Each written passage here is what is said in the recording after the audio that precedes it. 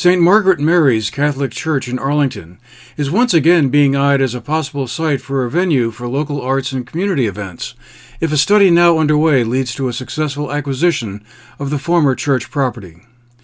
Standing next to the Arlington Inn near the intersection of Routes 7A and 313 West, the property consists of 4 buildings all told: the church itself, a residency, a garage, and the parish hall. The Arlington Arts and Enrichment Program, a local nonprofit organization founded 16 years ago, is hoping to acquire the roughly 1-acre site to create a space for arts galleries, historical tours, after-school programs, and possibly a wellness center and office space as well. An earlier attempt made last year by another group of local residents failed to find agreement on a proposed purchase of the site with the Catholic Diocese, which owns the property.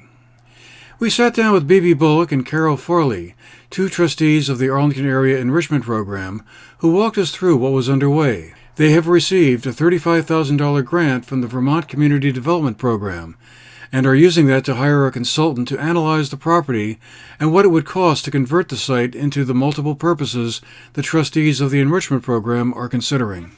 But we wrote the grant really coming out of the findings of the Arlington Renewal Project.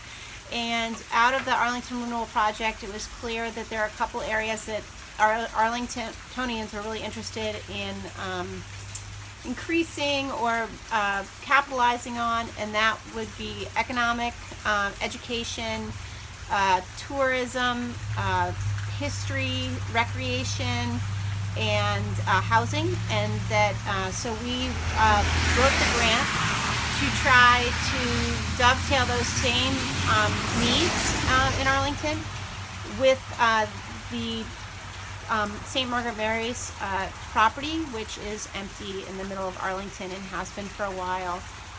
So we wrote a grant to the Vermont Community Development Program, and we received $35,000 to help us with a market and feasibility study, an environmental review through the Brownfields grant with the Bennington County Regional Commission, and to do a historic review of the property.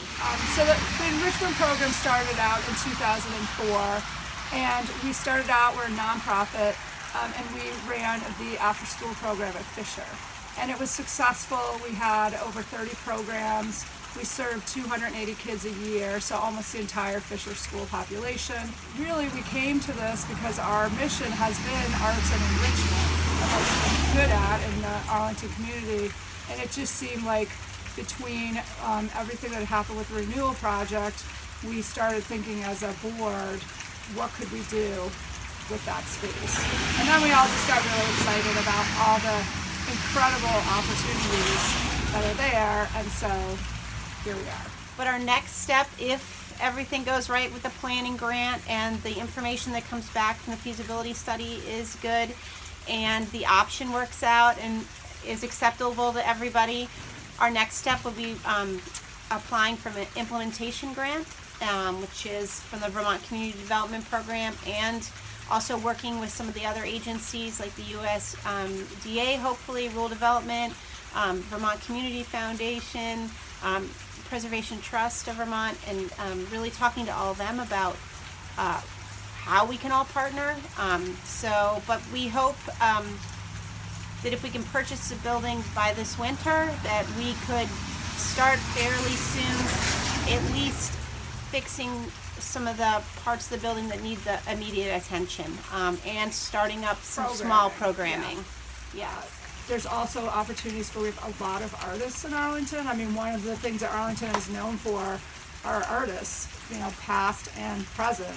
So we've been going to other nonprofits, like that's one of the things that we're working on now, is visiting a lot of other nonprofits in the state of Vermont who have taken over churches and St. Margaret's was opened in 1964, replacing an earlier Catholic church in town.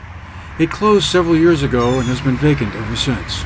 Town Administrator Nick Sias said the Select Board was supportive of the efforts of the Arts and Enrichment Program. We all want this project or this property to be used in some active way. The question is really what is to be done with it and what can be done with it. this government has made clear that it does not really have the resources to throw at a project that's not going to provide a really good value add to the community. So, amid a number of important and competing kind of public service and recreational priorities, this is certainly one of the three biggest projects or things that are fighting for our recreation dollars. If all goes according to plan and a sale is agreed to by all parties, the conversion of the church site could begin next year. For the GNAT-TV News Project, I'm Andrew McKeever.